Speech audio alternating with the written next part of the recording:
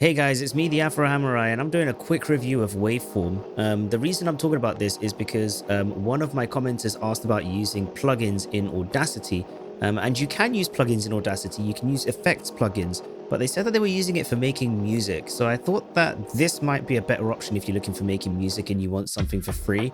So this is rated as a relatively highly rated free digital audio workstation.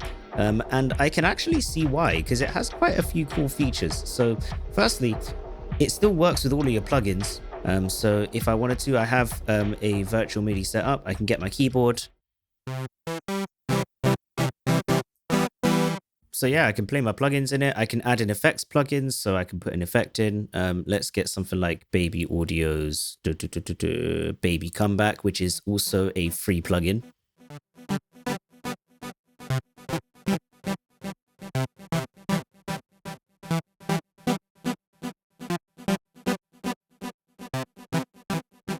Yeah, so you can use effects plugins, you can use VSTs, so you can have virtual instruments.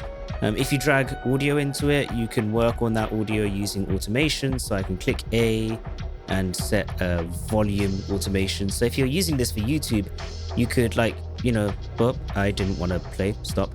I could turn the volume down for when I'm speaking, and then have the volume turn back up for when I'm not speaking. So that's pretty cool. So Waveform must be a pretty good DAW, right?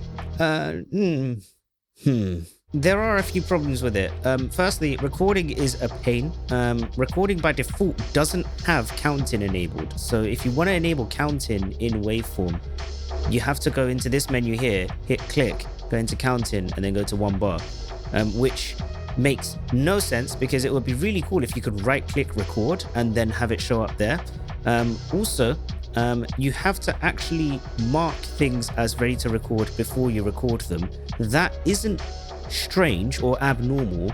What is abnormal, however, is if you select that track, it doesn't automatically mark it as like record enabled. So you have to still record enable it and then go to record.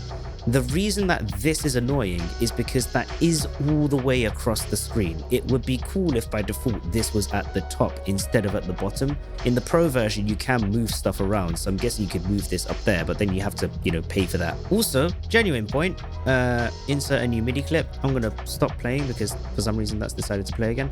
If I open this, if I had notes here, like, no, I'm just adding random notes, right? These are all snapped anyway, but if I want to quantize these, I have to select all of them, and then I can't quantize them unless I either go into this little setting here and then hit quantize and then start times and then to nearest whatever it is, like half, I don't care, right? Then I can quantize them. However, if you want the way that you would expect to quantize them, which is in this window somewhere, you have to close this. Why is that there when it could be here? Why is that there when it could be here? Also, if you have lots of plugins, like I have about 300 plugins, but then they're duplicated over VST, VST3 and audio units.